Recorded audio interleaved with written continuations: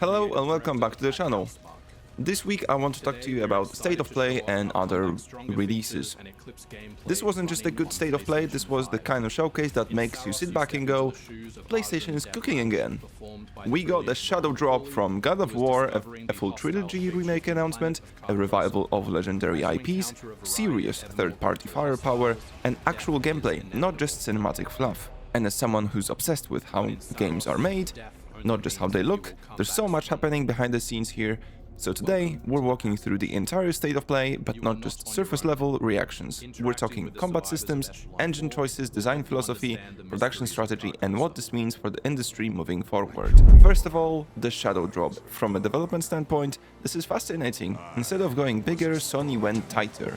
Instead of expanding open world scale, they built a focused 2D action title, rooted in classic arcade combat philosophy. That tells me one thing. This wasn't a massive AAA team project, this was likely a smaller team or external partner experiment, probably built in parallel while the main Santa Monica studio team works on their next flagship. Why 2D makes sense? From a dev perspective, smaller team size, faster iteration cycles, lower asset production cost, and combat first focus, quicker QA turnaround. And the combat, it looks very tight. You can tell me they built this around animation priority systems. Attacks don't just snap, they commit. That means hit frames matter, positioning matters. It feels closer to a character action game than a traditional platformer. And honestly, that's smart. It gives me an old Claw vibes, because it preserves the brutality of Kratos without needing 100+ hours of cinematic storytelling.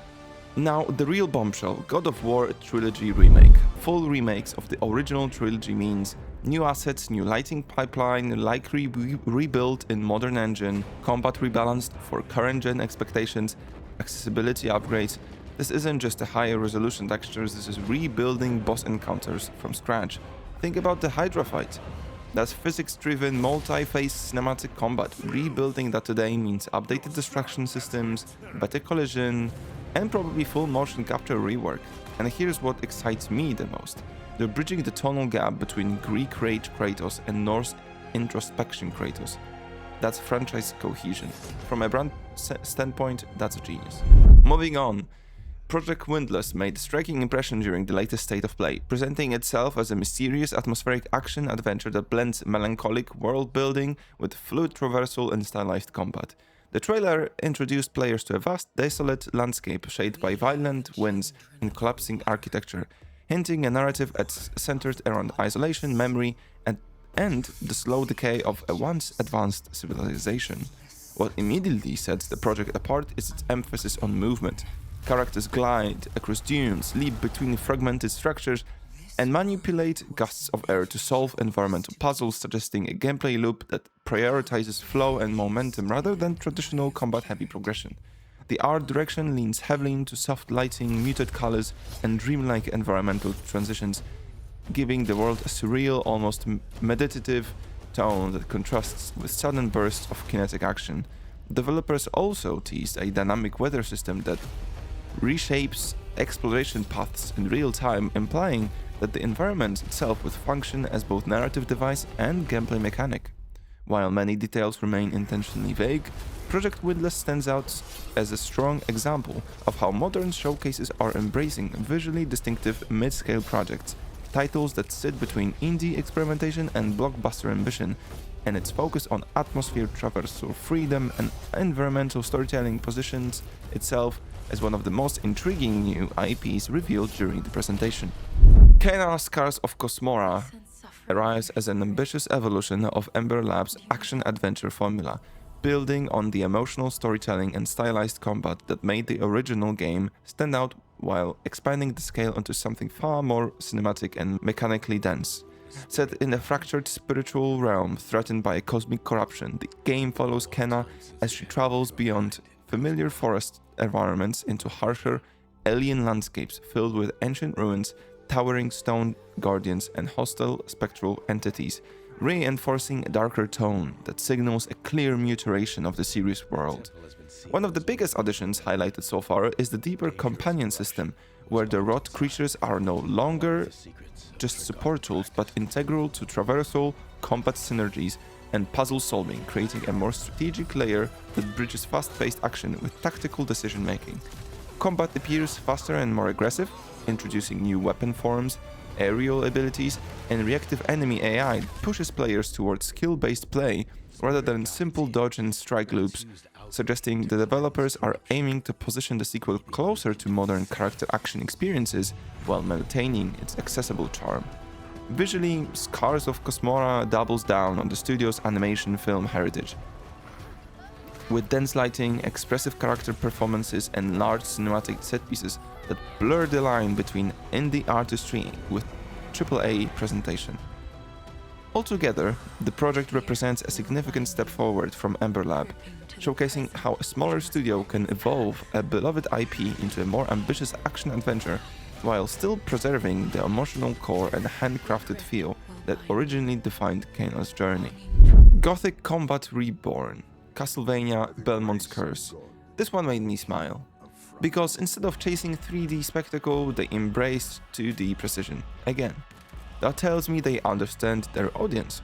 The whip mechanics look built around frame-perfect inputs, there's deliberate jump arc commitment, enemy spacing is punishing but fair. That's old-school design philosophy but modernized, and when you combine that with updated animation blending, you get nostalgia with mechanical depth. That's how you revive an IP without betraying it. And cinematic ambition of Death Stranding 2 on the beach. And this is pure auteur development. The PC release announcement wasn't just about wider accessibility, it showcased engine scalability. Ultra-wide support, unlocked frame rates, advanced physics fidelity. That tells me Kojima Productions optimized their Decima engine pipeline even further. And what stood out most? Environmental density. There's more simulation happening now, more systems interacting. Weather, terrain deformation, object physics, it's all layered. This is cinematic world design at a high level. One of the biggest horror reveals from the latest State of Play was Silent Hill Townfall, a new psychological horror entry that feels like a bold reinvention rather than a traditional sequel.